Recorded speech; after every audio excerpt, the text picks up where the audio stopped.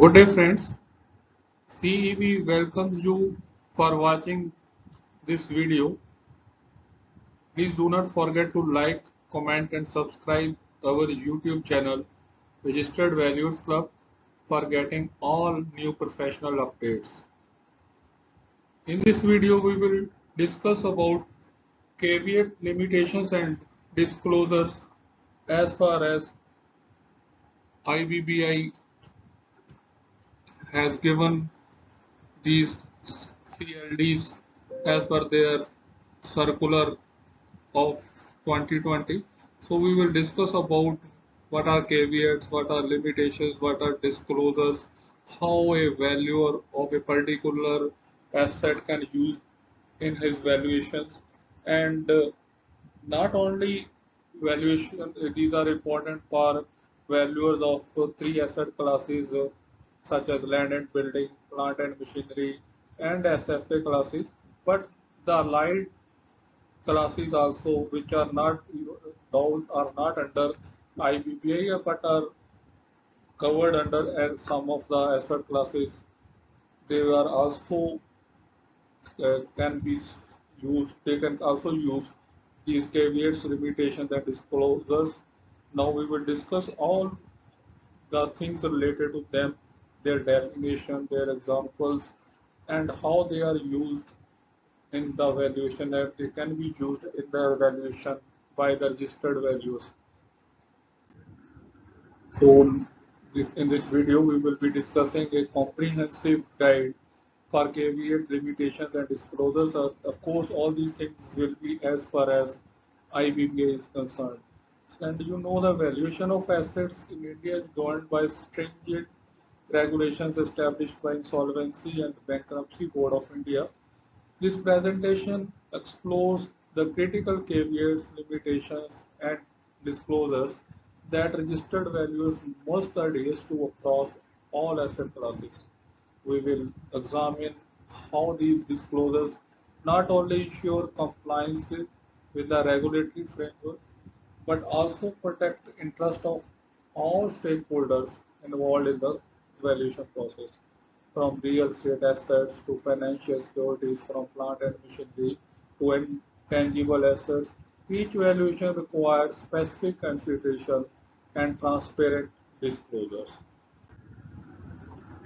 So, you know the values are registered by IBBI, and now in this slide we will discuss some of the things as far as IBBI is concerned regarding valuation framework. So, as you know, IBBI was established in India under the Insolvency, Bankruptcy and Bankruptcy Code 2016 as the principal regulatory body for insolvency and bankruptcy proceedings in India. So, the values are registered by IBBI under the company's registered values and valuation rules 2017, which were introduced to regulate the practice of valuation in India, setting qualification, registration, requirement, and conduct standards. So, as far as valuation has standards are concerned, IBBI has recommended comprehensive valuation standard that registered values must follow, ensuring consistency, transparency, and reliability in the valuation process across all assets. And the registered values can follow the valuation standards of their RVO or any other RVO as far as valuations are concerned, or they may use international valuation standards for doing the valuation.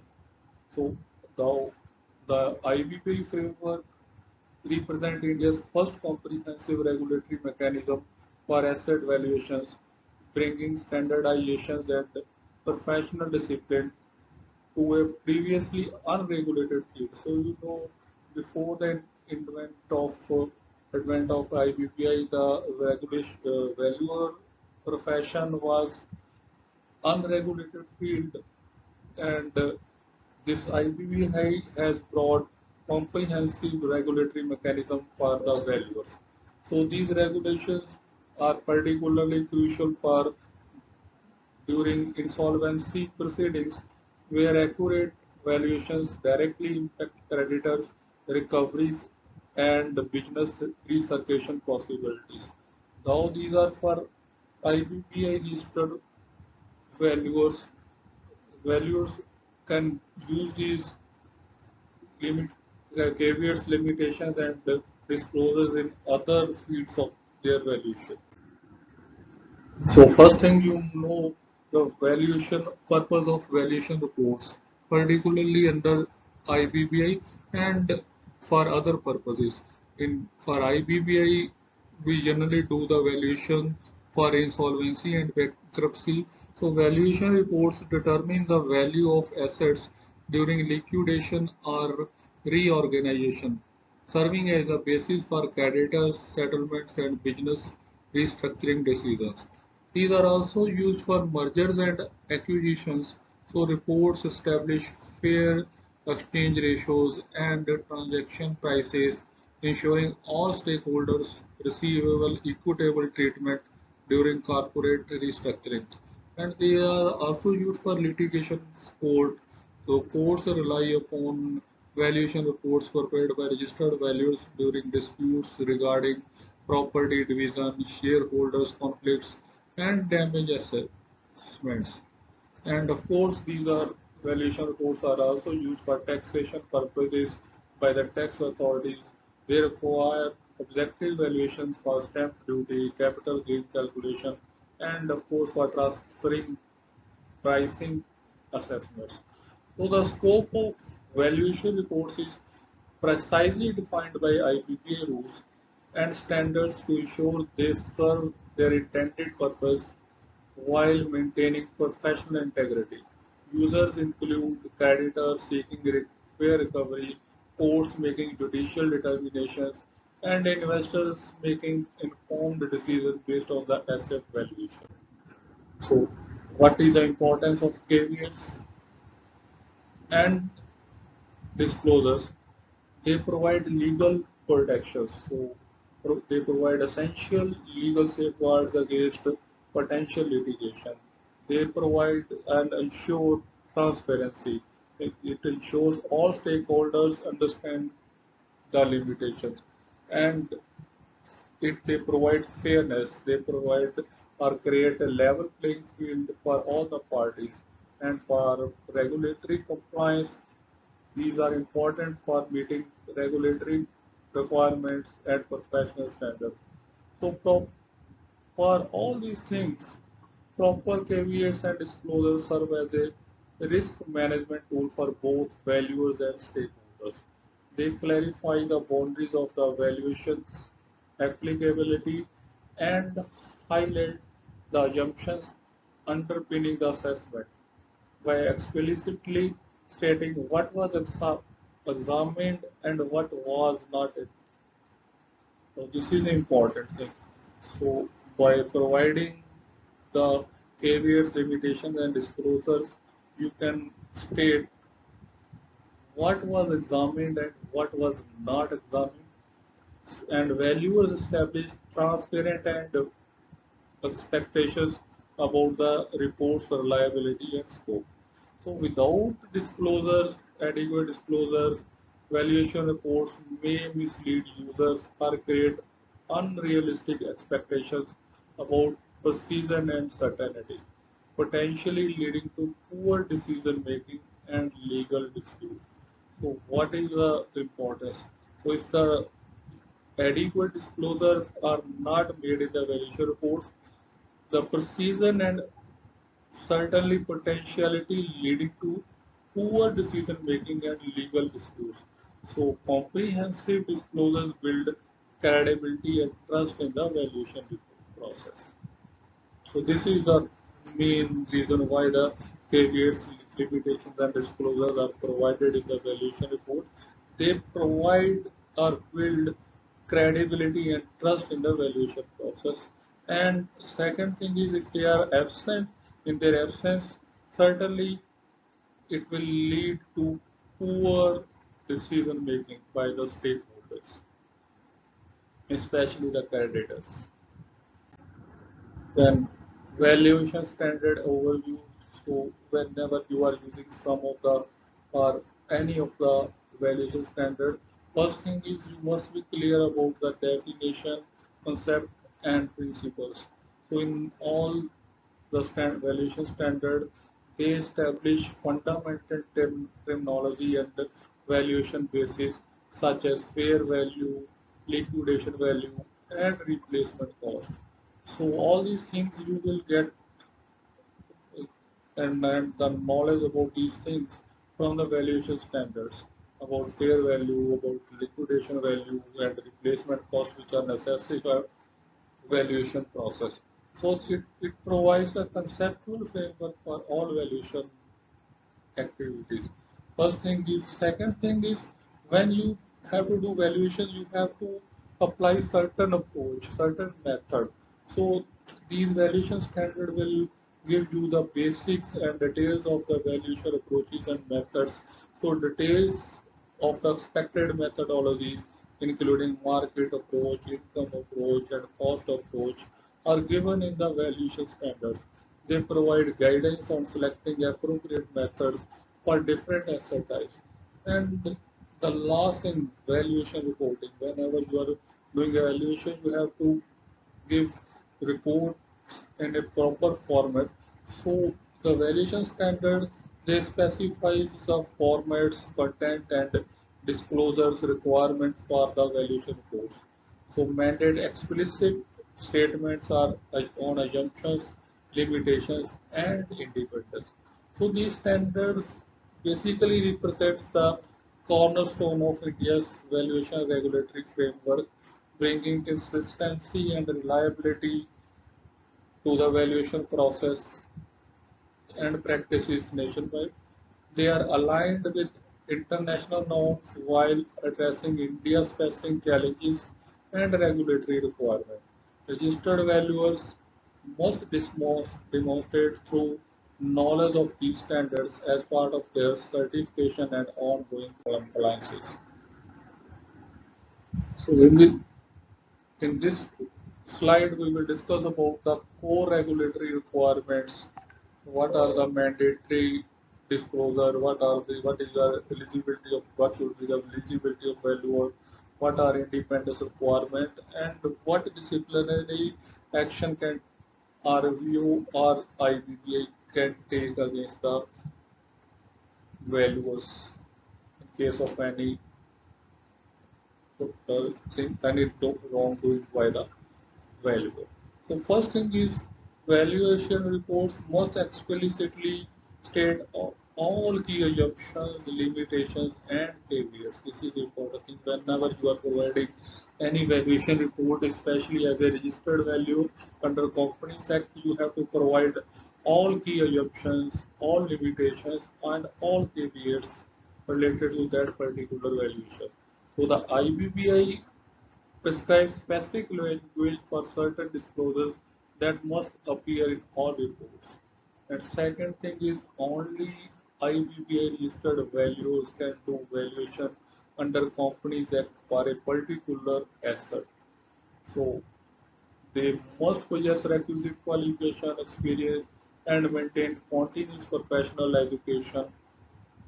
And then value whenever you are doing valuation, you must do it in a format that your valuation is free from conflicts of interest and you maintain professional independence. So you cannot have financial interest in the outcome of valuation. This is most important. So then if you are not complying with these conditions, non-compliance of these disclosures requirement can result in suspension or cancellation of your registration. You may be having monetary penalties or you may have professional disbarment. So the regulatory framework establishes clear boundaries for valuers, conduct and report preparations. These requirements ensure that stakeholders can rely on valuations as independent professionals assessment rather than biased opinions. The disciplinary mechanism provides teeth to these regulations in ensuring compliance. So first of all, we will understand what is caveat with some examples also. As far as the definition of caveat is concerned, caveats are qualification or conditions that affect the valuation, impacting its scope, accuracy, and overall reliability. So these are the qualifications or conditions. Basically, these are the conditions that affect the valuation, that it can impact its scope, its accuracy, and overall reliability. So, what impact it can have? The knowledge, they acknowledge limitations in the information available or assumptions made, influencing the outcome of the valuation process. For example, limited access to information or reliance on management assumptions and absence of physical verification of assets. These are certain examples of caveats. So caveats play a crucial role in valuation by highlighting potential limitations and uncertainties. These they act as disclaimers, alerting stakeholders to factor that they may affect the accuracy and reliability of the valuations. So by clearly stating these qualifications, valuer ensures transparency and manage expectations. So we will be taking some common examples of caveats to make the things more clear. First thing is management information. So many times you get the information from the management about the asset you are doing valuation or many things related to the asset from the management, and you can give caveats such as valuation is based on the information provided by the management of XYZ Limited. In certain cases where no physical verification was possible, you can write down that no physical verification of the asset was conducted. And if you have made any assumptions, you can write down assumptions regarding future market conditions such as are based on publicly available data. So the common caveats from above, it is clear that common caveats includes reliance on information provided by the management, lack of physical verification of assets, and any assumptions regarding future market conditions based on publicly available data. So, what these caveats do? These caveats acknowledge potential limitations in the information available and highlight the reliance on external sources. Second, common caveats you can use that in case of legal title of a property, valuer can write down that valuer has not independently verified the legal title of the assets. And as far as environmental liability, if you have doing valuation where uh, it is seen that there may be some environmental liability, you may write down that environmental liability, if any, have not been considered. And in case of tax implications, the valuation report may mention that the valuation does not include any potential tax implication about the property. So the additional caveats may include the absence of independent verification of legal titles or exclusion of environmental liability or disregard of potential tax implications. So these caveats recognize specific areas where the valuer's assessment may be limited, particularly regarding the legal and regulatory aspects. And third type of giving common caveats are contingent liabilities. So you may write down valuation exclude contingent liabilities not disclosed in the financial statements.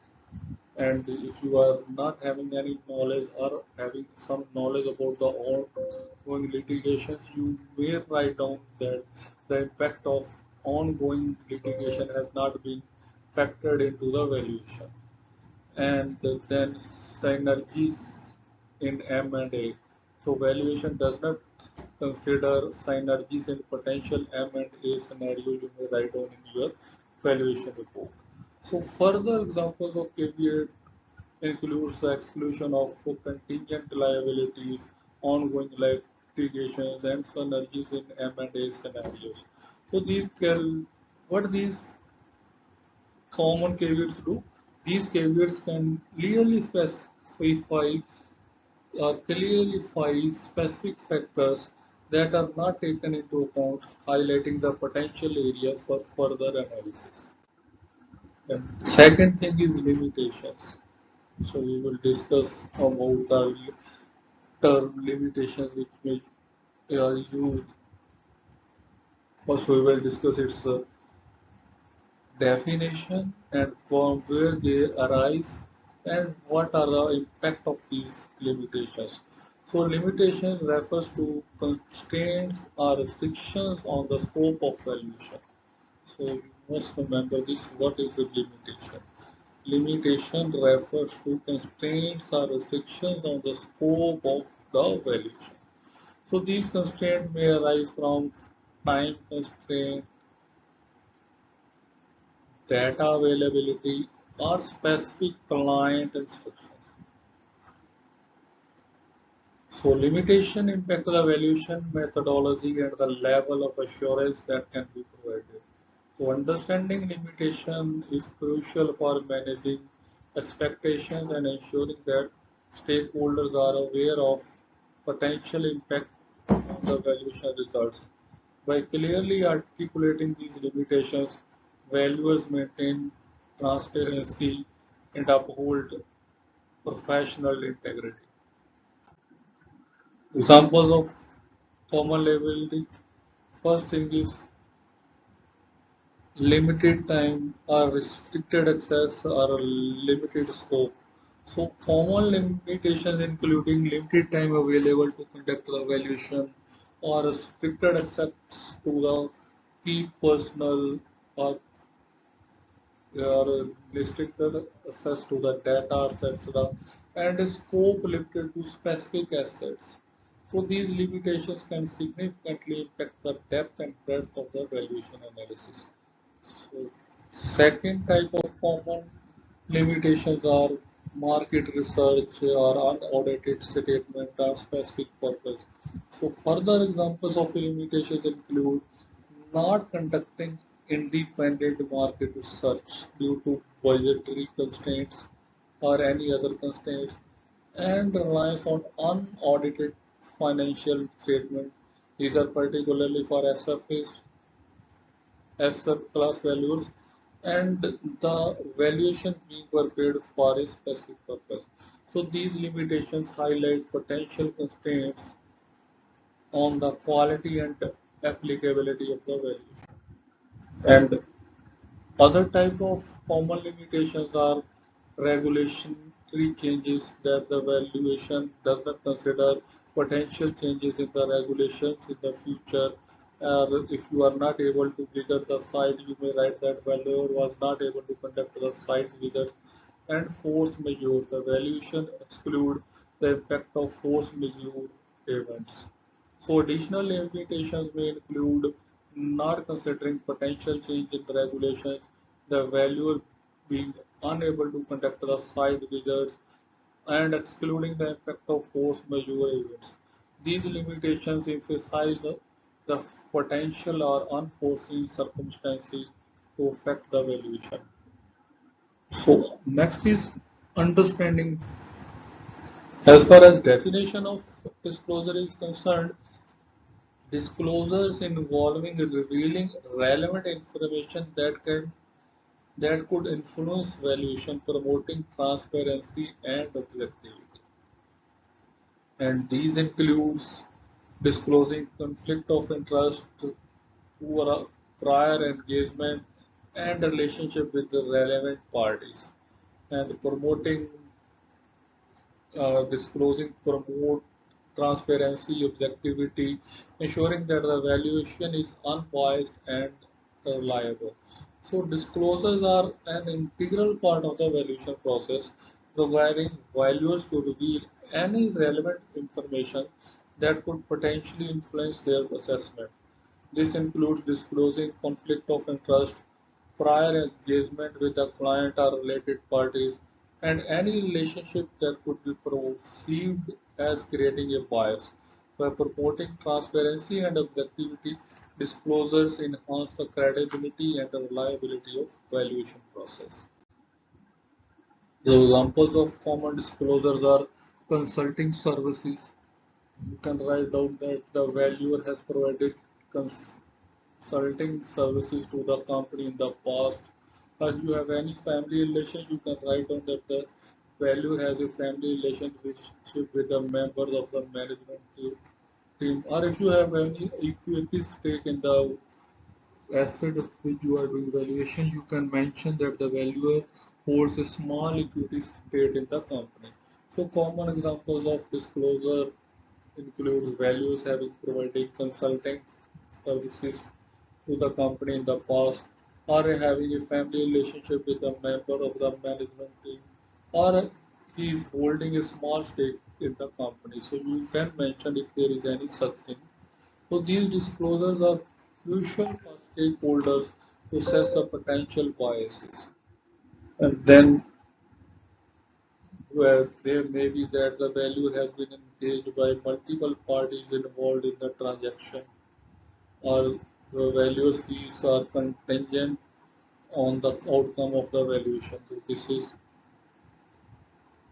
very important. The values fees are contingent on the outcome of the valuation. Then external expert, if you have taken the help of any external expert, such as in the case of real estate valuation, you have taken the help of a structural expert or an environmental expert, you have to mention that the valuer has relied upon the opinion of external expert for a specific aspect of a valuation. So these examples includes the value being engaged by the multiple parties involved in the transaction, or the values fees being contingent on the outcome of the valuation, and reliance on the opinion of external expert for a specific aspect of the valuation. So these factors may influence the objectivity of the assessment. Then value may mention that valuer is a member of professional organization with ethical guidelines, and are the value, if you have taken specific training in any asset or in any valuation asset, then value can mention that value has undergone specific training related to the valuation of the subject asset if he has taken such thing. And if there is some internal policies, the value can mention, or value firm can mention that value firm has internal policies to manage potential conflict of interest. So these examples of disclosures include the valuer being member of a professional organization with specific ethical guidelines, or having undergone specific training related to the valuation of the subject asset, and the values firm having internal policies to manage potential conflict of interest. These disclosures demonstrate adherence to ethical standards and professional competence. Then we will now discuss about the conflict of interest. So disclosure of conflict of interest involves, first thing is identifying any potential conflicts, assessing the materiality of the conflict, and implementing safeguards to mitigate the conflict. These are the three things which you can use for disclosures. First thing is you have to identify any potential conflict. And second thing, you have to assess the materiality of the conflict and implement safeguards to mitigate that conflict. So this process is essential for maintaining independence and objectivity of the valuation process. So disclosure of prior engagement, we have already discussed here.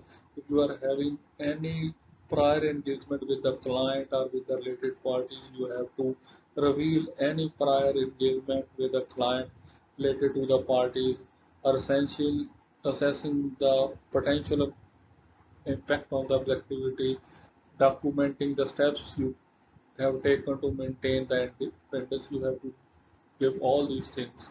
So disclosure of prior engagement involves revealing any previous work done for the client related to the parties, assessing the potential impact on the objectivity, and documenting the steps taken to maintain the objectivity. So how we have discussed these things already. First, the new thing here is you have to document the steps taken to maintain the independence in case of you are having some prior engagement.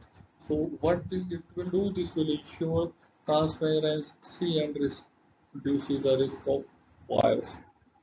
Disclosure of relationship, as we have already discussed, you have to disclose any relationship with the client, management and stakeholder, and then you have to evaluate the potential for undue influence of these relationships, and you have to ensure impartiality, transparency in your evaluation process. So disclosure of relationship requires revealing any connection with the client, management and stakeholders, evaluating the potential for undue influence, and ensuring transparency and impartiality in the evaluation process. This is critical for maintaining the trust and credibility. So when you are doing valuation of a distressed asset, so you know if you are doing valuation under IBBI for any distressed asset, it involves companies facing insolvency proceeding.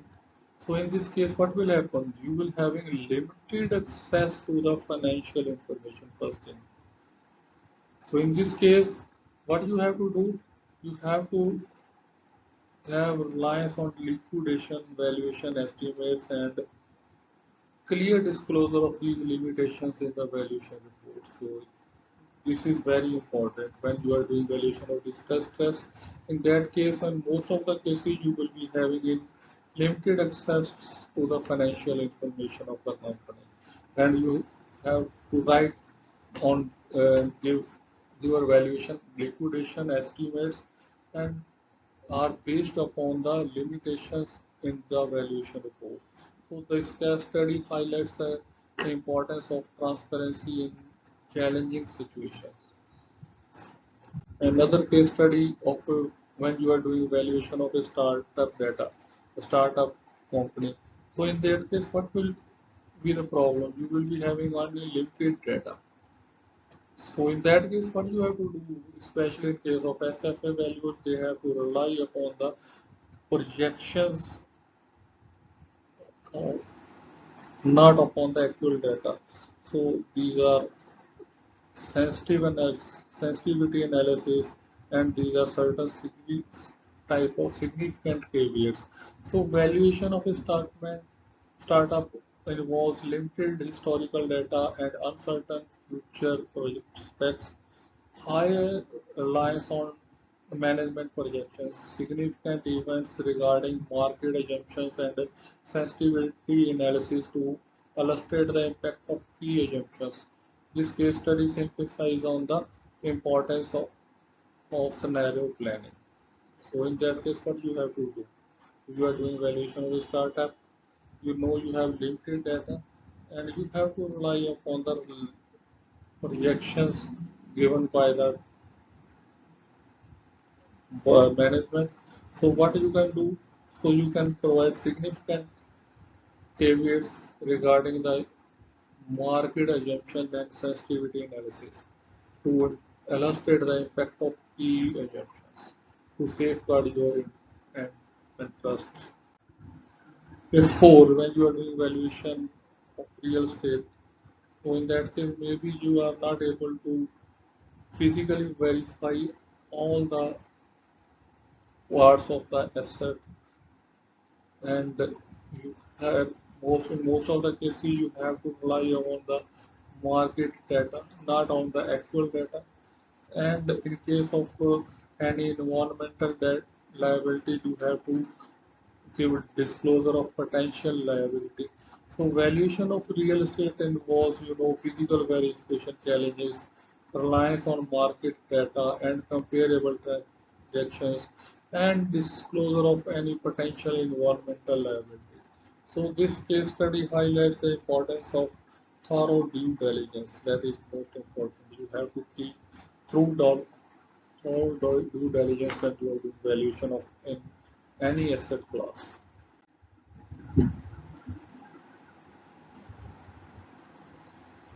Now we have up till now we have understood what are caveats and limitations and disclosures.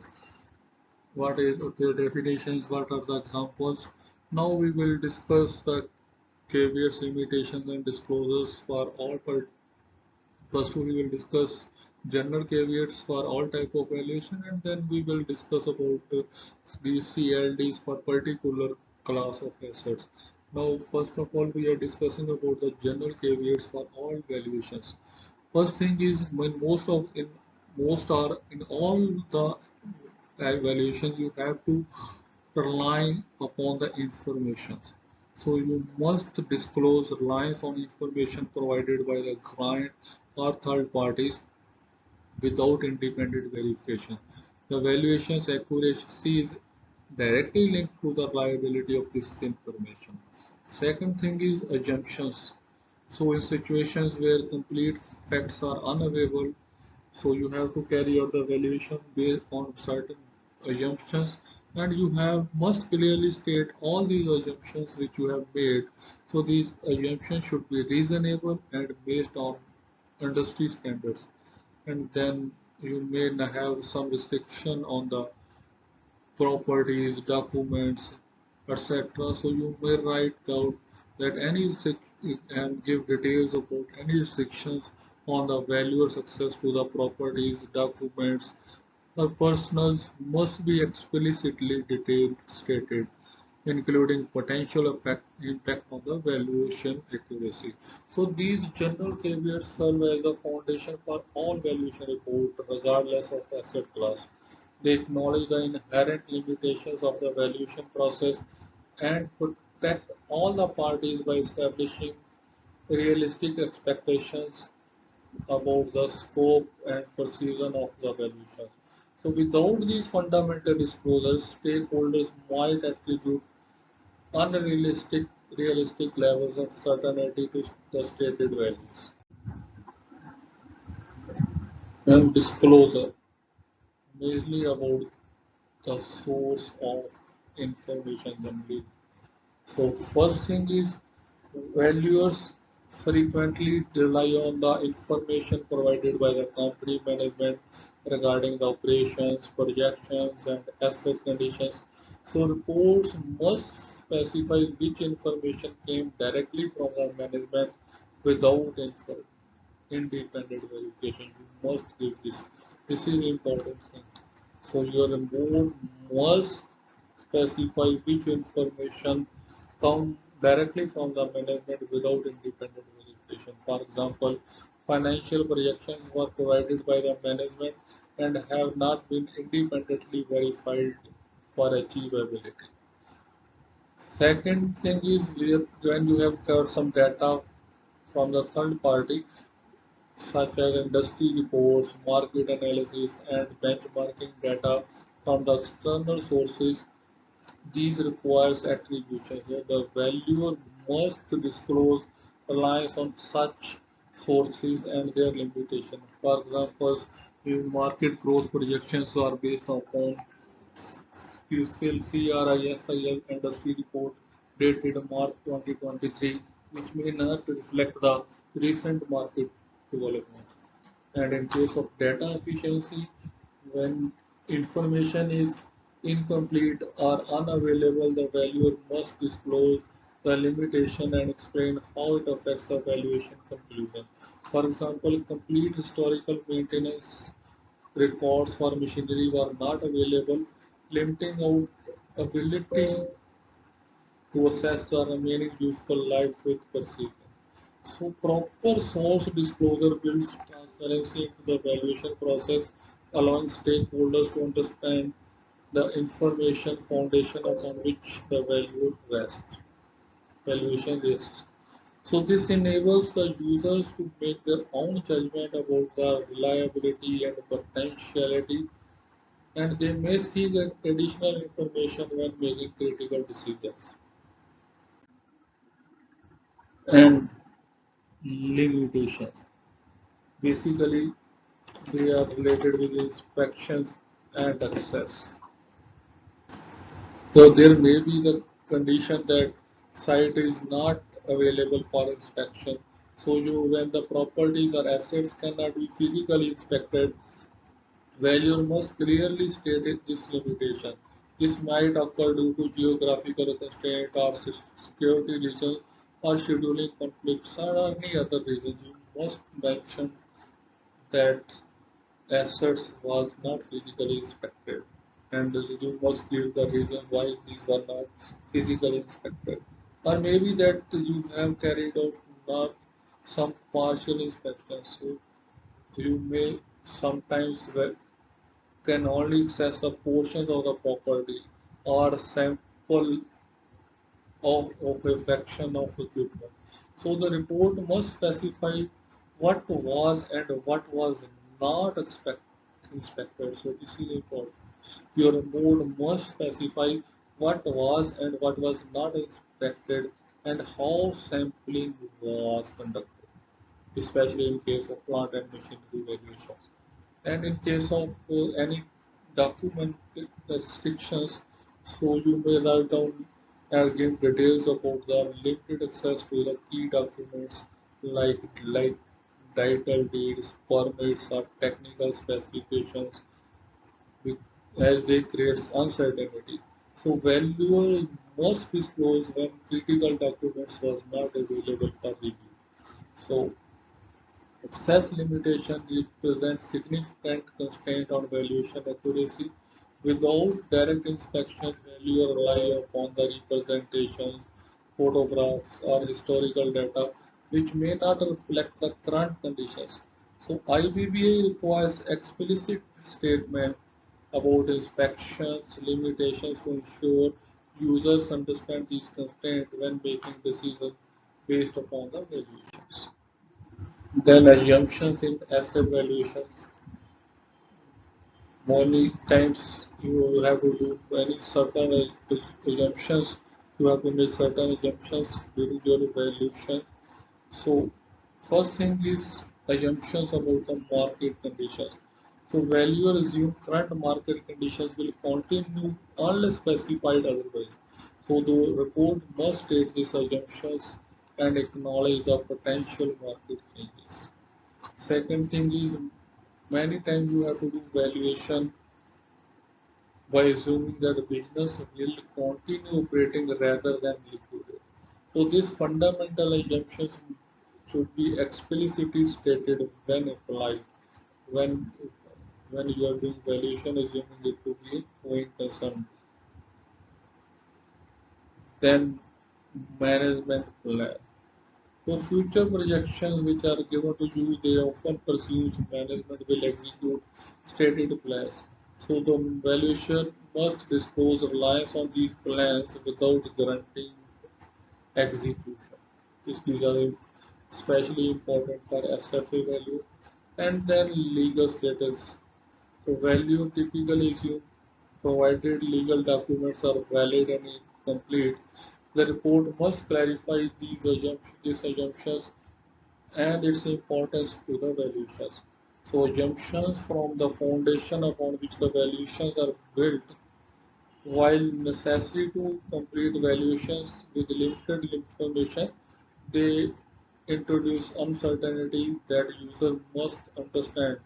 So IBBI standards require clear articulation of all material assumptions to ensure transparency and help stakeholders gauge the valuation sensitivity to these assumptions. Then material uncertainty. So this is most important post report market changes. So there may be that after you have provided the valuation, there are certain changes in the market which cannot be assessed at the time of valuation. So you must mention that the values may change significantly after report date. Then there may be certain laws are introduced after you have provided your valuation report. So there may be some regulatory shift. So new laws may be introduced which may impact the asset's value unexpectedly. And then in case of unforeseen events, as in the case of disasters, pandemics, or conflicts, they can dramatically alter values, especially as in the case of the COVID, you know, the values were affected badly. So the material uncertainty represents circumstances where reasonable valuation estimates are particularly difficult due to unprecedented conditions or rapidly changes environment.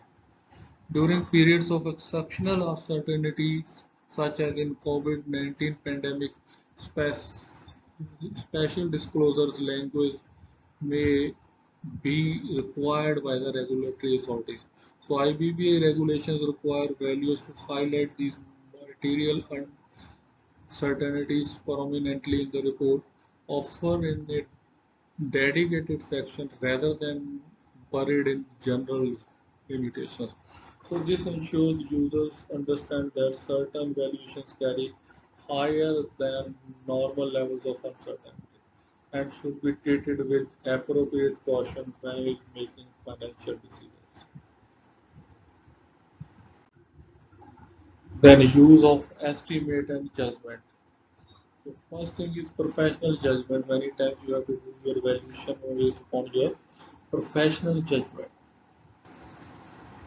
Valuation is not purely scientific, but requires significant professional judgment in selecting methods, determining inputs, and weighing evidence. So report must acknowledge where judgment played a crucial role in the conclusion.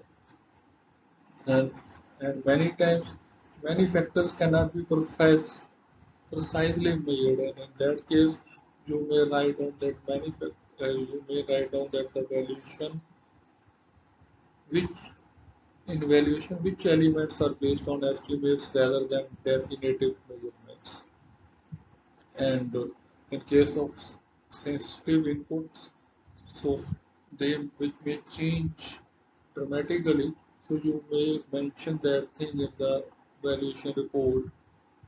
You must disclose the sensitivity analysis for critical variables to help users understand the range of possible outcomes.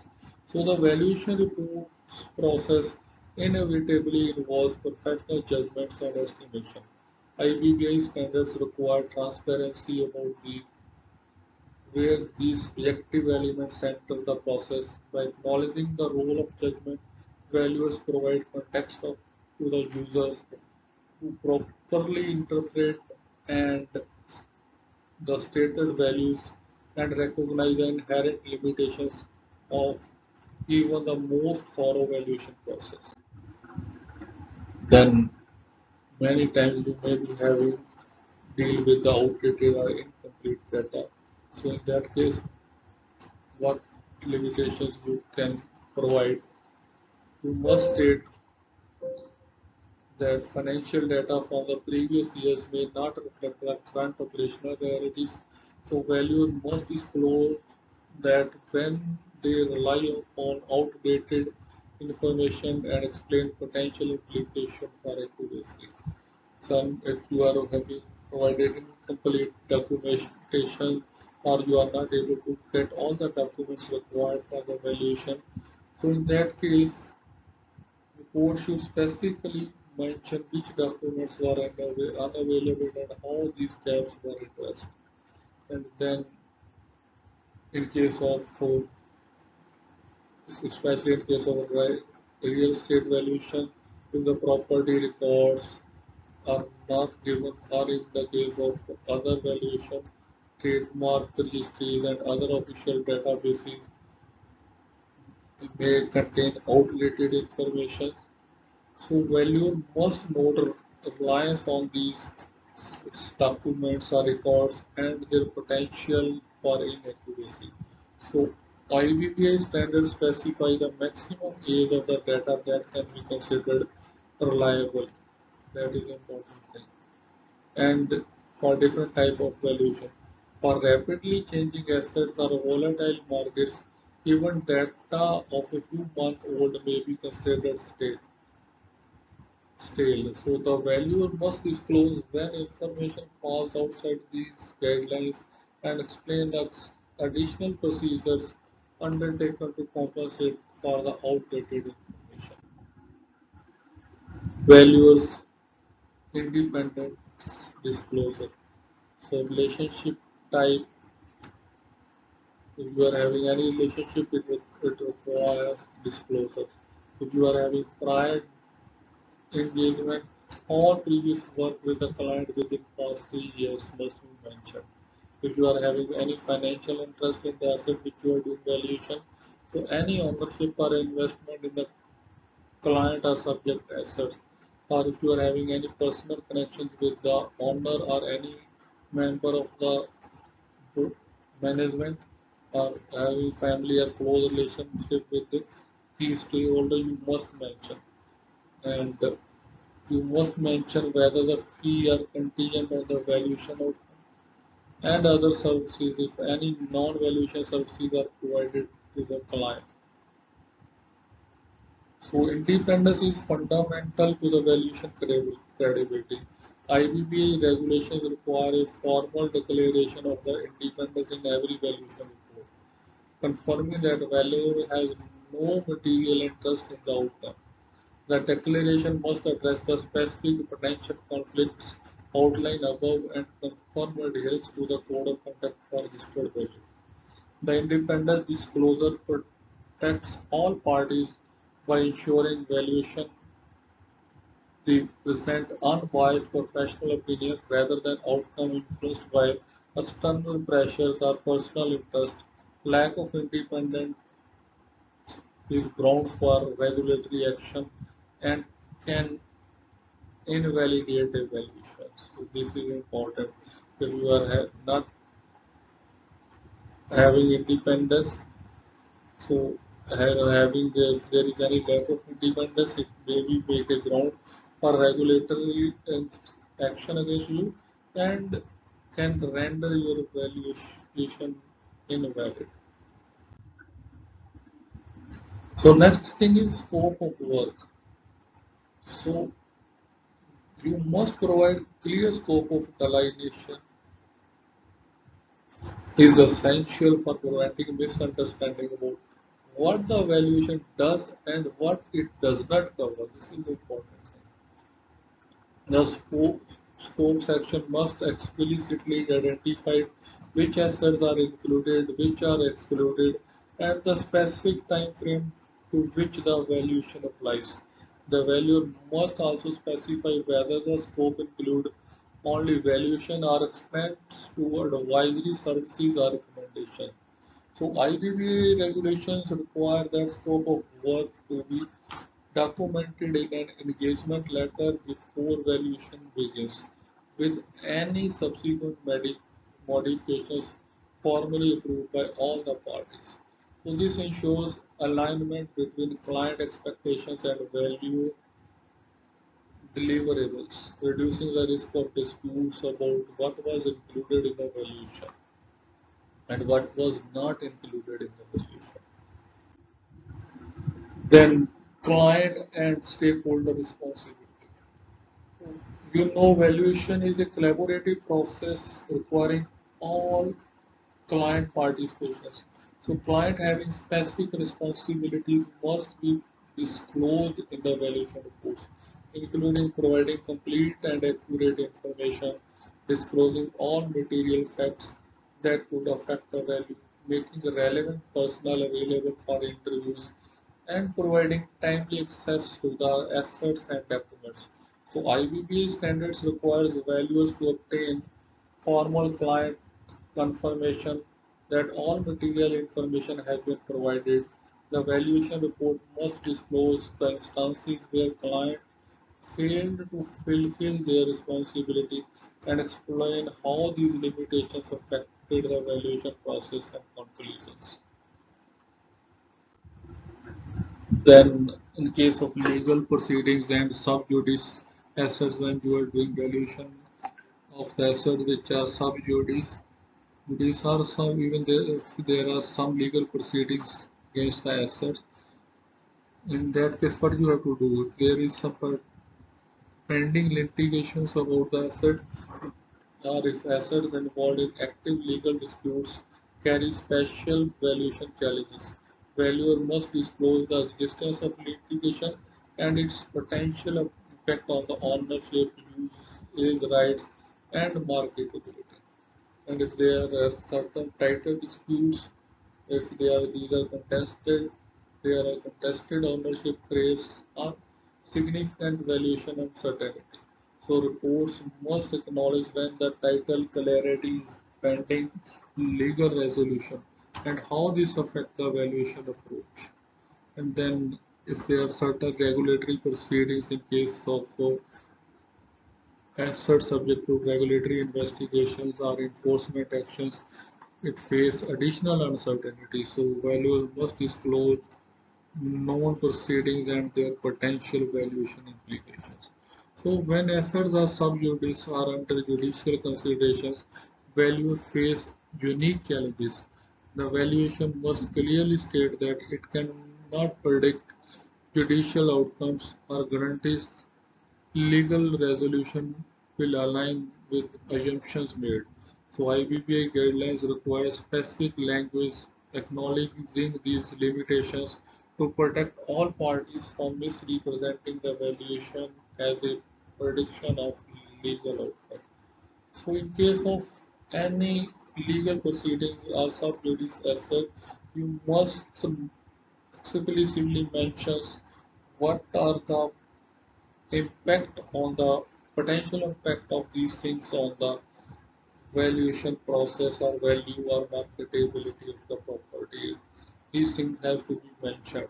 And IBBI, they have given guidelines requiring specific language acknowledging these limitations to protect all the parties.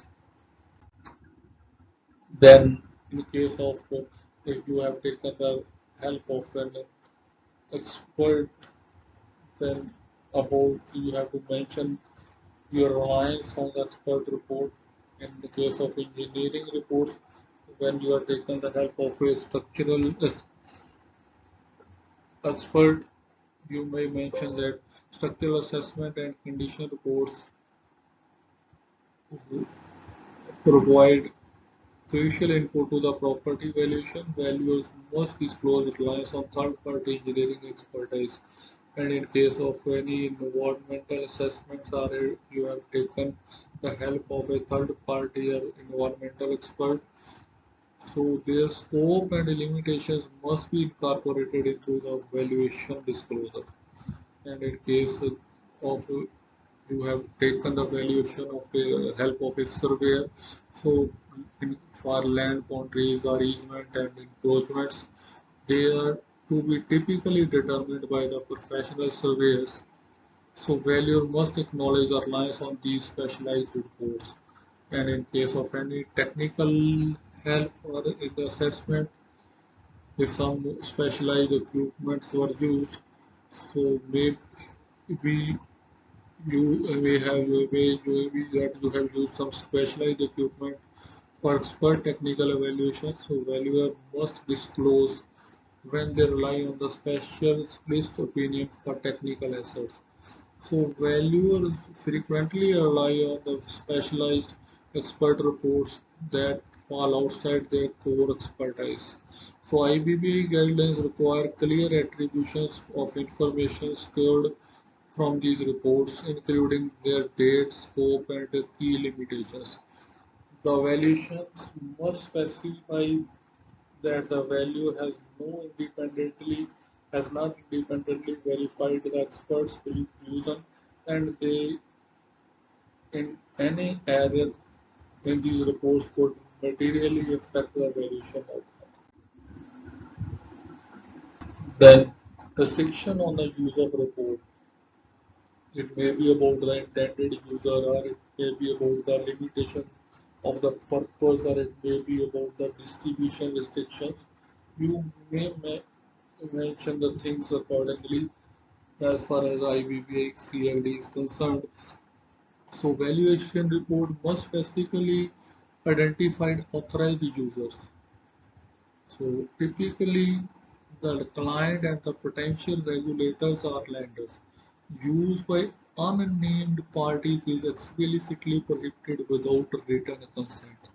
And in case of limited purpose reports, you may mention that reports are valid only for stated purpose, for example, insolvency proceeding, trust assessment, etc., and cannot be used for any other purpose without formal reassessment and authorization. And in case of any distribution restrictions, such as reproduction, citation, or reference to the report in public documents is prohibited without specific permissions. The report must state these restrictions prominently. So IBBA regulations require specific relative restrictive language on valuation reports to prevent misuse or misrepresentation. These restrictions protect the valuers from liability or for unauthorized use while ensuring that valuation conclusions are only applied in appropriate context with full understanding of their limitations. So these restrictions must be prominently displayed, typically in bold or highlighted text rather than in worried in fine print. So this ensures that all parties are aware of the limitations and distribution and use before relying on the valuation for decision making purposes. So IBBA prescribed disclosure in the report. First thing is mandatory cover page declaration. So IBB requires specific declaration on the report cover page, including the valuer's registration number. So this has to be provided on the cover page. Valuer's registration number, valuation date, and purpose. These things are to be appear in a standard format for immediate identification on the cover page. These things have to be provided. Then your valuation report required some appendices. So comprehensive disclosure of assumptions, limitations, and information source must be included as appendices. These provide detailed context for the valuation conclusion presented in the main report. And in case of a regulatory reference, the report must cite specific IBBI evaluation standard and rules followed, along with any deviation from standard methodology. This demonstrates regulatory compliance and methodology transparency. So the IBBI has developed standardized disclosure templates that ensures consistency across all valuation reports. These templates include specific wording for common limitations and caveats, ensuring valuers do not inadvertently omit critical disclosures. The standardized format is also makes it easier for the users to locate important limitations without searching through dense text. Failures to include these prescribed disclosures can lead to the regulatory actions and potentially invalidate the valuation report for official purpose. Regular regulatory updates may introduce new disclosure requirements that valuer must monitor and mention are incorporated in their valuation report. So till now we have discussed about the general caveat limitations and disclosures. Now we will discuss caveat limitations and disclosures for a particular class. First we will discuss about real estate, what key caveats you can use. First about first is about title verification limits. So valuers typically cannot guarantee clean title or absence of undisclosed encumbrances. The report must clarify that title examination is limited to available documents without legal warranty. And as far as inspection constraints are concerned, you can write on physical access limitations such as inaccessible areas or tenant occupied spaces, pavement comprehensive inspection. These constraints must be specifically identified with potential impact on the valuation. And the valuation rely heavily on municipal records, survey reports, and approved plans, which may contain error. So for this record reliance, you may mention that the report disclose this reliance and the inability to independently verify all records. So real estate valuation, they face unique challenges due to physical nature of the assets and complex regulatory environments. IBBI standards for real estate require specific disclosures regarding physical inspection limitations, title verification boundaries, and reliance on third-party records. These disclosures are particularly important in India, where land records systems vary significantly by state to state, and historical ownership of documents may not be complete.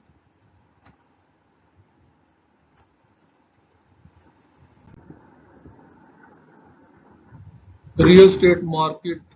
uh, Now, in this case, we have to make certain assumptions on market value. So when you are using comparable sales approach, the market approach in this case relies on the recent comparable sales data, which may be limited in certain locations, or for specialized property valuers must disclose the quantity and quality of comparable data available. For example, limited transactions of similar industrial properties in the area of which you are doing valuation may result in reliance on comparables from adjacent districts with adjustment factors applied, and you have to mention this fact in your valuation report. And then market liquidity. So in this case, valuation assumes normal market conditions and reasonable marketing periods. Reports must clarify assumed market timeframes and acknowledge that distressed sale may yield substantially different value. For example, valuation assumes a marketing period of 6 to 9 months under normal conditions. Shorter periods may result in significant value reduction. And then when you have to do valuation in real estate, it is the highest and best use. In most of the cases, you have to consider highest and best use depending upon the case to case. So market value typically assumes highest and best use, which may differ from current use. The report must specify whether the valuation considers current use or potential alternative use. For example, while currently used as warehouse space, this valuation considered potential residential redevelopment based on zoning allowances. So IBBI requires transparent disclosure of all market assumptions that mainly affect real estate valuation. These disclosures help users to understand market context, which the valuation was performed, and the potential volatility of the stated value under different market conditions. And then about regulatory and zoning disclosure. So you have to give these details in your valuation report about the building code compliance or zoning assumptions, approval status of the plans and other documents, and infrastructure plans. So regarding building code compliance, valuers cannot independently verify compliance with all building codes and regulations. The board must state this in limitations and any observed potential non-compliance issue in your in this valuation report. Regarding zoning assumptions, well, as you know that valuations rely on current zoning and land use regulations that may change. The report must disclose this reliance and the potential impact of regulatory changes. Infrastructural plans. So, as far as infrastructure plans are concerned, valuation may consider announced infrastructure projects that affect value. The report must clarify which projects are confirmed versus planned and about the approval status of plans and other documents. So pending approvals are partial complied or completed regulatory process create uncertainty. Values must disclose when development potential depend upon the future approvals. So regulatory factors significantly impact the real estate value, particularly in India's rapidly evolving urban environment. IBBI guidelines requires values to clarify state which regulatory factors were considered in the valuation and acknowledge the limitation in the predicting future regulatory changes or enforced actions. These disclosures are particularly important in markets experiencing rapid regulatory evaluation, where development potential and land use permissions may change significantly over a relatively shorter period.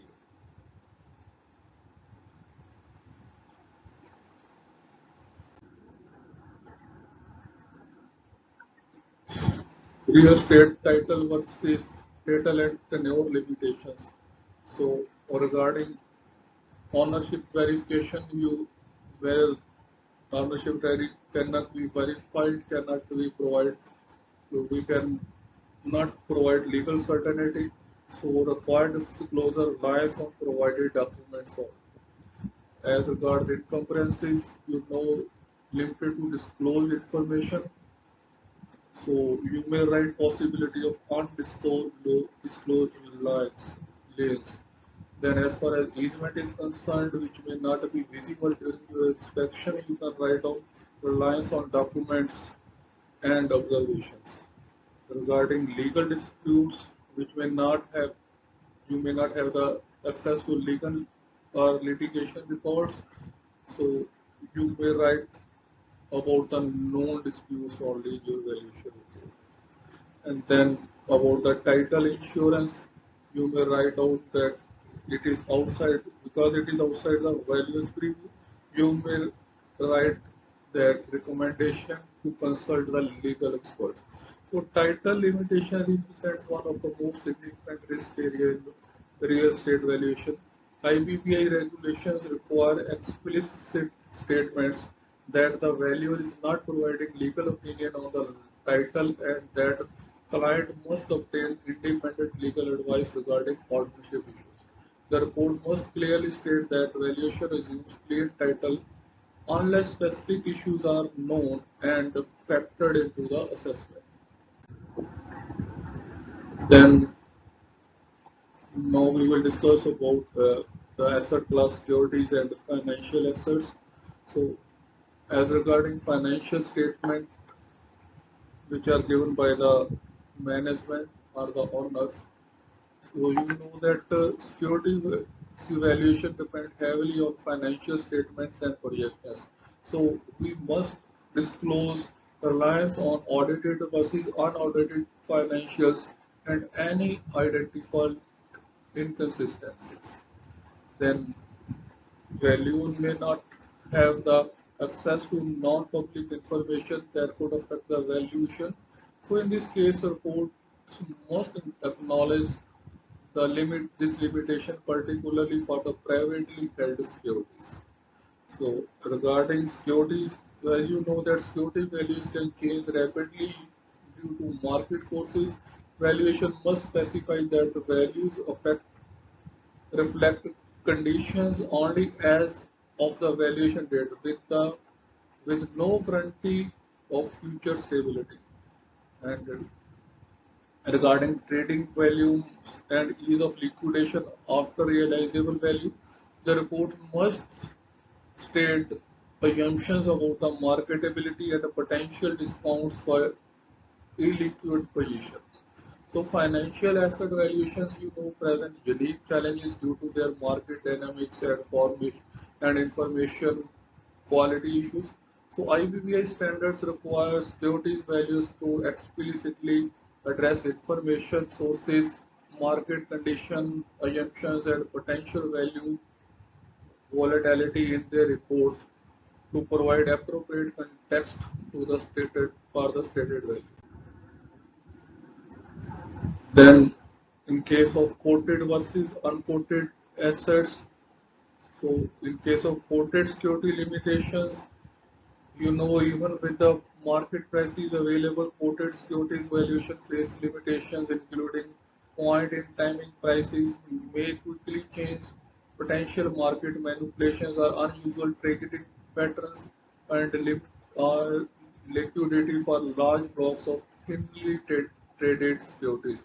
So, the board must acknowledge these issues and limitations even for apparently straightforward market-based valuations. And in case of unquoted security challenges, privately held securities present more significant valuation challenges regard instead of quoted security limitations. So, as in the case of because of absence of observable market prices, because of reliance on comparable company methods with imperfect matches, greater information asymmetry and potential reporting quality issue, liquidity discounts requiring significant professional judgment. So report must detail the specific methodological limitations encountered during valuation. So IBBI guidelines requires different disclosure approaches based upon security type. For quoted security, the focus is on market conditions and timings. See here. And for unquoted securities, methodological limitations and information quality issues are like take values. So both required explicit acknowledgement of different uncertainty levels inherent in their respective valuation approaches. Then corporate actions disclosure for security and financial asset values. In case of pending mergers and acquisitions, the corporate transactions announced but not completed create valuation uncertainty. So valuer must disclose how pending these were factored into the valuation and the implications if deal fails to resemble it. Then, in case of share restructuring, when there is any such type of condition, so announced stock splits, consolidations, or share buybacks affect the per share values. So, report must clarify which corporate actions were considered and their assumed completion timelines. Dividend announcements. In case of dividend announcement, is declared but unpaid dividend impact valuation. So valuation must specify treatment of announced dividends and extra dividend conditions. And for regulatory filings, company disclosure to regulators provide critical information. Value must specify which regulatory filings were reviewed and their publication dates relative to the valuation date. So corporate action, can significantly impact the security values during transaction or transition between announcement and execution. So IBBI standards required valuers to clarify, state their treatment of announced but uncompleted corporate actions and acknowledge the potential value impact if these actions unfold differently than anticipated. Then compliance is about regulatory compliance and caveats about these regulatory compliance. where if you have regulatory compliance assumptions, that security valuations typically assume companies comply with all applicable regulations. Valuers must explicitly state this assumption and their inability to independently verify comprehensive compliance. If there are any known compliance issues, when you are aware of specific regulatory investigations or compliance failures, valuer must disclose these issues and their treatment in the valuation. This includes pending regulatory actions or known violations. And if there is any regulatory changes evolving, evolving regulatory environment creates an uncertainty, particularly in highly regulated sectors. So reports must acknowledge regulatory flux and the inability to predict future regulatory development that could impact the values. India's securities regulatory framework under CEV continues to evolve, creating additional valuation challenges. IBBI guidelines require valuers to address regulatory compliances and assumptions while acknowledging their limited ability to independently, independently verify compliances across all applicable regulations. So this is particularly important in sectors experiencing significant regulatory change such as financial services, telecommunications, or healthcare, where future regulatory development could materially impact business models and resulting in security values. Then now we will discuss about the asset class plant and machinery. Then, in case of plant and machinery, you have to assess the condition of the different machineries. So, in that case, visual inspections without operation or dismantling provides limited insight into the internal conditions. So, valuer must acknowledge the superficial nature of many machinery inspections and resulting uncertainty. And if there may be some hidden defects in the plants and machinery, which may such as internal defects, wear patterns, or maintenance issues may not be apparent during the inspection. So reports must explicitly disclaim responsibility for undiscoverable defects that may affect the value or remaining useful life. And if there is any restrictions, operational machinery may be inaccessible during production hours or require safety protocols lifting inspections. So the report must detail which equipment could not be fully inspected, resulting in valuation implications. The plant and machinery valuations face unique challenges related to technical complexity, and operational status. IBBI standards require explicit statements about inspection limitations, particularly regarding internal component, operational testing capabilities, and access restrictions that prevent comprehensive assessment. So these limitations are particularly significant when valuing specialized or custom machinery where comparable market data may be limited, forcing greater reliance on the condition assessment for value determination. And regarding replacement versus market value, so there are certain things which you have to incorporate in your valuation report, such as depreciation methodology, and you have taken that data from the market, and there are certain limitations, and about the technological obsolescence. So that the relation between replacement cost and the market value creates significant valuation challenges. When using cost approach, valuer must disclose assumptions regarding appropriate depreciation rates, which involve subjective elements despite formula formulaic applications. For market approach, there are limitations in market data for specialized equipment, and this must be acknowledged, particularly for equipment with limited secondary markets. So IBBI standards requires valuers to explain their choice between replacement and market value approaches, which method you have chosen, including specific limitations of selected method. This disclosure is particularly important when especially equipment with limited sales comparables forces reliance on cost-based approach with significant estimation elements.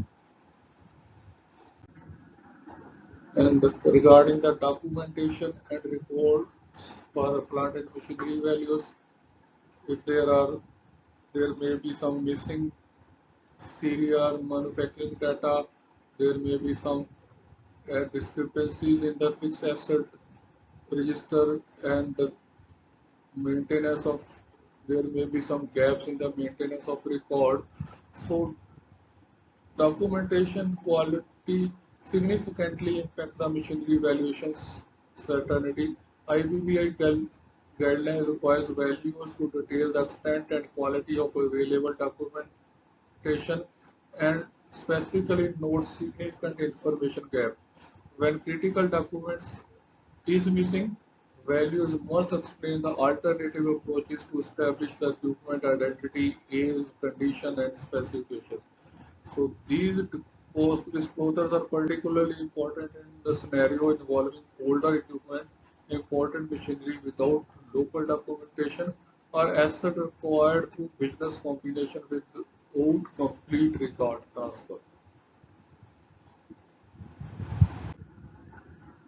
Then about environmental and regulatory case of plant and machinery, there regarding contamination liability or compliance verification or regulatory branches. So machinery that may contain hazardous material or cause contamination carries potential remediation cost. So valuers must disclose their limitation in assessing these environmental liability.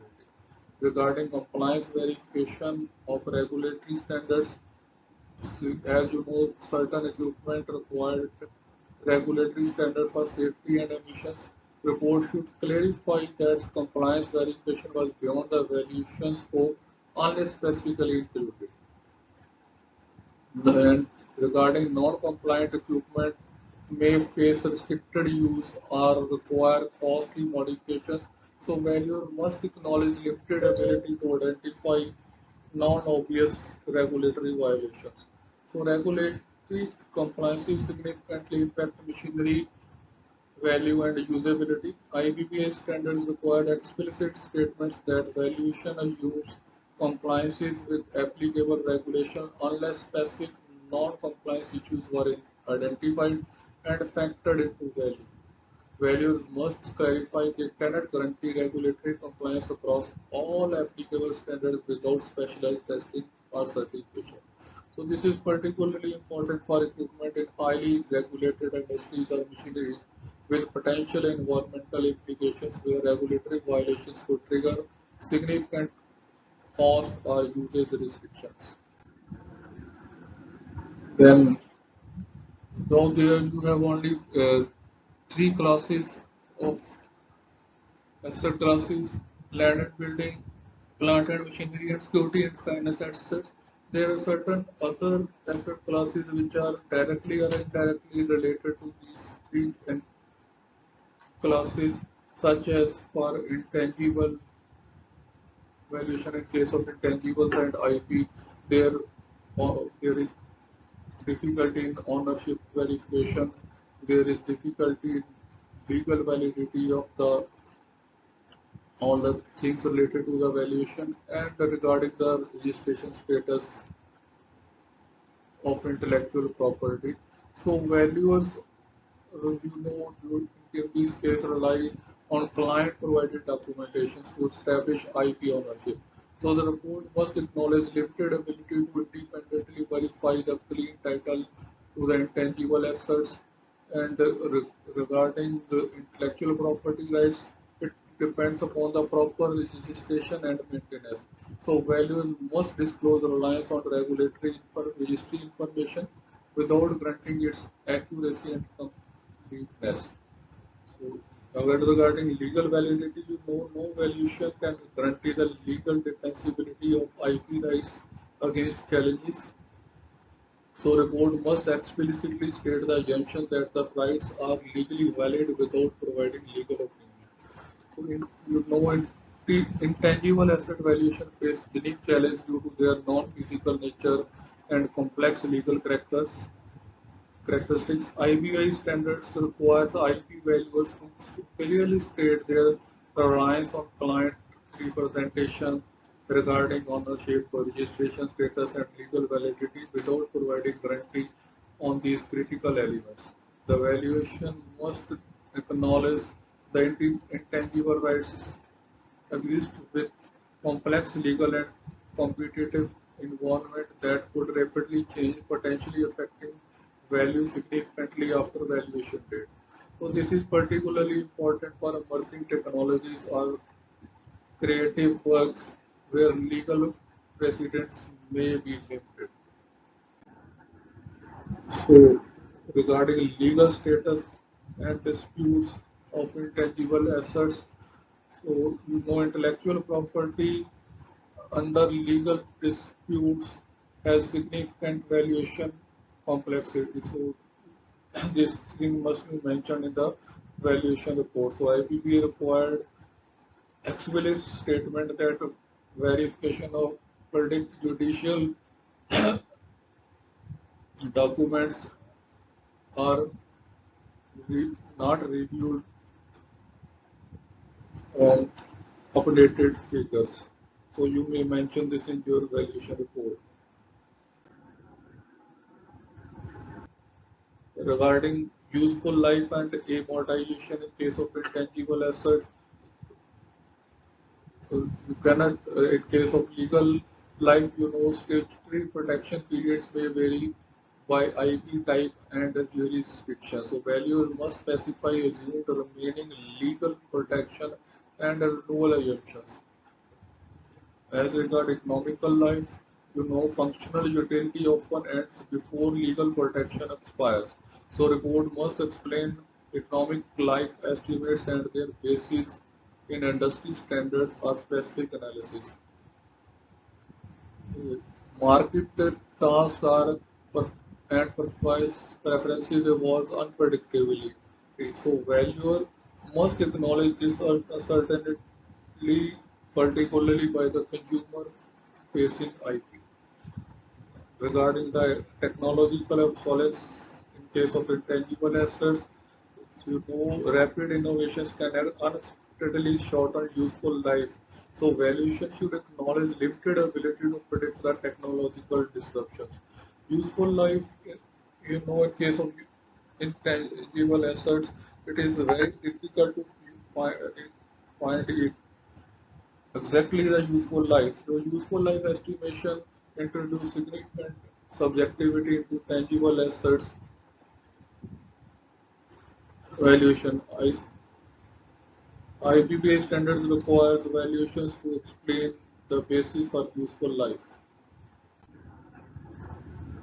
Then future earning estimation. So percentage of projection that significantly miss the targets and typical range of reliable projection period and typical deviation from the actual results after 3 years. So average business plan failure rate is 53% in case of intangible assets, and the reliable post-call period is 3 to 5 years, and average projections error in case of intangible asset is 15%. So income-based approaches to intangible assets valuation rely heavily on future earning projections. So valuer must disclose their reliance on management provided projections and inherent uncertainty in these forecasts. So IBBI regulations require transparency about projection sources, time horizons, and growth assumptions. The report must specify whether projections represent management's best estimate, historical trends, or industry averages. This context helps users understand the reliability foundation in resulting value, particularly for early stage technology or unproven intellectual property with limited commercial history. Then in case of inventory, of valuation of other assets such as inventory or vehicles, etc. So it is in case of inventory, it is impossible for complete physical verification of an inventory. So valuer must disclose the sampling methodology used on and reliance on inventory management system for qualities and conditions. As regarding vehicle documentations, vehicle valuation typically rely upon documents and registration verification. So report should acknowledge when documentation was incomplete or physical inspection was limited due to exterior functions. Then office equipment assessment. So generic office equipment may be valued based on category average rather than item by item inspection. So value must disclose when this approach was used and its limitations. So miscellaneous assets often receive less detailed inspection than primary assets due to practical constraints. IBBI standards require valuers to clearly state when they relied on accounting records without complete physical verification or when sampling approaches were used instead of comprehensive inspection. So valuers must explain how these limitations were addressed, such as applying contingency factors for potential quantity discrepancies or condition variance. That this transparency helps users understand the varying precision levels across the different categories within the same valuation report. Then for movable assets such as logistic and location constraints, so IBBI required these conditions such as geographical dispersion, asset mobility, and condition reporting when you are doing valuation for logistics in case of movable assets. So because they are moving from one place to another place, so it is very difficult to do valuation in that case. So in that case, you have to deal with geographical dispersion, asset mobility, and condition reporting.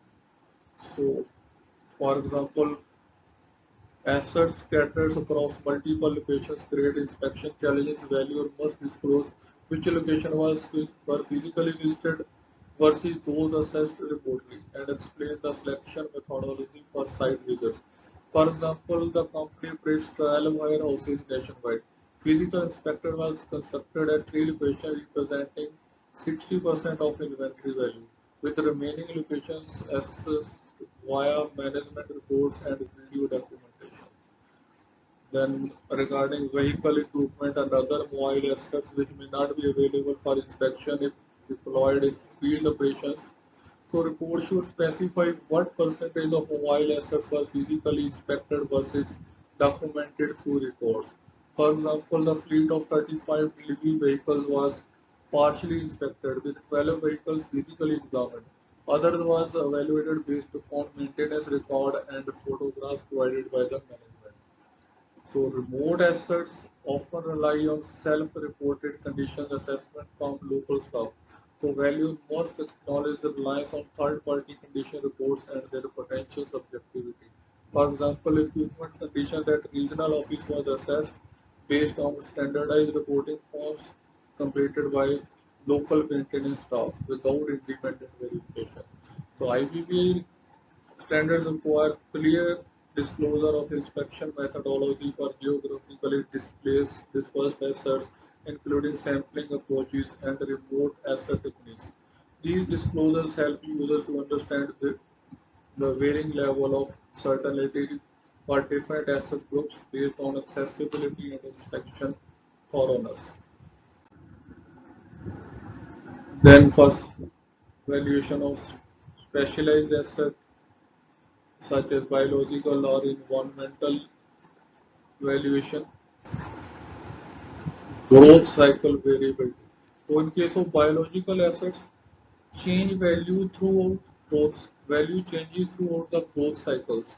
So valuer must specify the growth stage at the valuation date and acknowledge the limited ability to predict the final harvest value of immature assets. Because these are dependent upon the weather, so agriculture assets face significant weather-related risk. Reports should disclose the inability to predict weather impact on the future harvest or production. Disease and pest risks, agricultural assets, agricultural products, they are affected by disease and pest risk. So biological assets face unpredictable disease or pest threats. Valuations must acknowledge these risks and the limited ability to detect early stage problem during inspections. Biological and environmental assets present unique valuation challenges due to their living nature and environmental dependence. IBBI guidelines requires specialized disclosure acknowledging the dynamic characteristics of these assets and the values reliance on expert agricultural, forestry, and environmental assessment. So valuation must clearly state when they incorporate seasonally factors or growth phase adjustment. So there are certain other things which the value of artwork and collective items may do valuation. And in this case, IBBI requires transparency about market data limitations for rare or unique items with few comparable sales. Value must acknowledge the substantive elements in collectible markets, including taste trends, collector preferences, and potential manipulations in thinly traded markets. So these trade disclosures are particularly important for high-value collectibles, where small authenticity questions can dramatically impact the value. So there are certain market volatility and macroeconomic factors in this type of valuation, which you may mention in your valuation report. So then the main thing about the time bound validation of validity of the valuation. So first thing is valuation date specificity. So valuation reflect conditions only as of stated valuation date. So valuer must emphasize that the market conditions, asset characteristics, and other value determining factors can change substantially after this date. Then about the shelf life of the equipments and other things which we have valid, we may have to face, because in this case valuation have limited reliable duration depending upon the asset type and market volatility. So in this case, report should provide guidance on appropriate validity periods and recommend update time frames. So regard, the valuation may change. Post-valuation events may impact the valuation provided by you. So significant events occurring after the valuation date are typically excluded. Valuer must clarify their non-responsibility for considering events that occur after the report completion. So regulations require clear statement regarding the time-bound nature of valuations. So reports must specify the values represent a snapshot at a particular moment rather than an enduring assessment. For a highly volatile assets or unstable markets, values should provide specific guidance or shorter life expectations. These temporal limitations protect both values and uses by establishing clear boundaries on the valuation's applicability. This is particularly important in legal or financial contexts where reports might be referenced long after their preparations. Potentiality it significantly change the market environment. Force majeure and external shocks, you know, there are certain things which are beyond the scope of the valuer, such as pandemics, because health crisis causing unpredictable market disruptions, or if there is any geopolitical conflict such as wars, political instability affecting the regional values, or if there are any natural disasters such as floods, earthquake, or climate conditions, events which may affect the damage, uh, which may affect and damage assets and thereby affecting its valuation. And there may be certain economic shocks in the country because of currency crisis or bank failures or trade disruptions. These are beyond the scope of the values, and the valuer must mention these constraints in his valuation report. So, competence and professional limitation.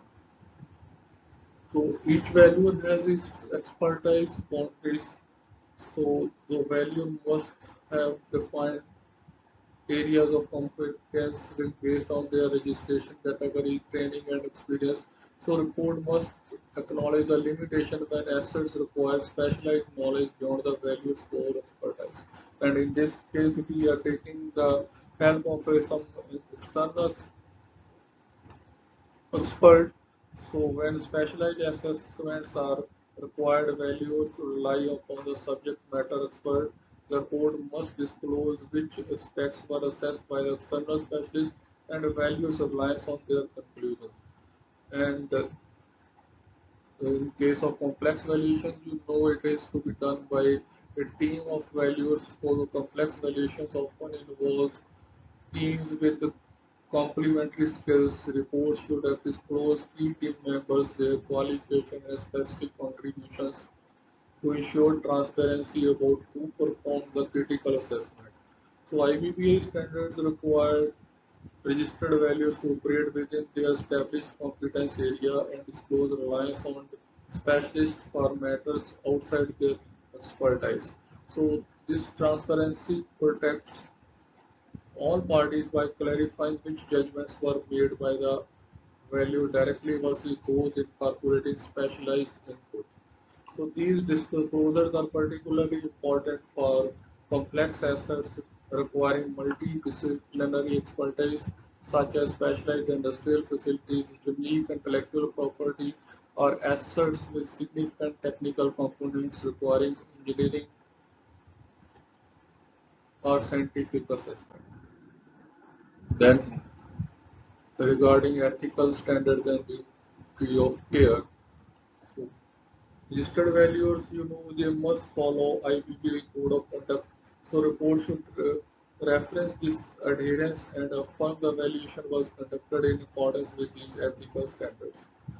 Misleading, you must avoid misleading statements. So, valuers must avoid statements that could mislead the user about uncertainty or precision. So reports should use clear language that acknowledge inherent limitation without excessive hedging that diminishes usefulness. Professional skepticism. So valuer must appropriate skepticism towards information provided by interested parties. The report should reflect reasonable verification efforts while acknowledging the remaining uncertainties. So these ethical standards are particularly important in insolvency context where competing stakeholders' interest create pressure for favorable valuation. So the IBBA's disciplinary framework provides accountability for ethical violations, incentivizing values to maintain independence and professional integrity. So this is all about debate limitations and disclosures. Thank you very much. Have a nice day.